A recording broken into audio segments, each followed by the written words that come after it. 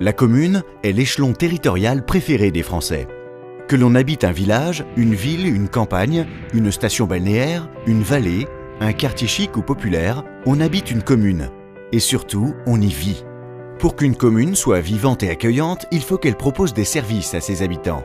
Et pour financer ces services, comme les salles de sport, les écoles, l'entretien des routes, l'état civil par exemple, les communes bénéficient de ressources financières issues d'une part des impôts collectés auprès des habitants et d'autre part des dotations versées par l'État.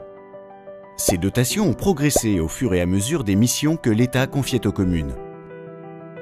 Jusqu'à présent, l'équilibre entre ces transferts de responsabilités et leur financement par l'État était à peu près respecté. Depuis 2 ans, l'État impose de nouvelles charges, mais diminue parallèlement les moyens des communes. C'est le cas avec la réforme des rythmes scolaires de 2013 qui a engendré pour la plupart des communes des dépenses supplémentaires importantes avec la nécessité de recruter du personnel pour encadrer les temps d'activité périscolaire. Malheureusement, le subventionnement associé n'est pas à la hauteur des charges créées. C'est également le cas avec le transfert vers les communes de l'instruction des permis de construire, qui auparavant était réalisée gratuitement par les services de l'État. Les communes et intercommunalités sont conscientes de leur nécessaire contribution aux réductions des dépenses publiques. Mais les maires de France, qui gèrent en bon père de famille le budget de leur commune, ne souhaitent pas être les seuls à participer à l'effort.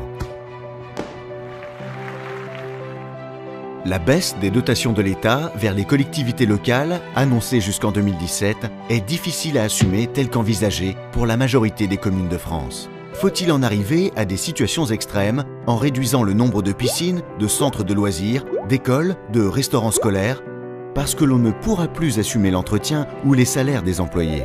Ce sont 30% des dotations de l'État qui vont disparaître dans les prochaines années. Si l'État ne revoit pas son projet, en échelonnant à plus long terme la réduction de ces dotations et en trouvant des solutions, les communes n'auront pas d'autre choix que d'augmenter considérablement leurs taux d'impôts locaux ou diminuer fortement leurs services. C'est impossible. L'Association des maires dénonce cet état de fait. Elle est d'accord pour inviter les communes et les intercommunalités à poursuivre les efforts, mais souhaite une collaboration réaliste avec l'État, afin d'éviter aux communes, aux intercommunalités de France et aux habitants d'être les victimes d'un changement radical qui s'annonce dès maintenant.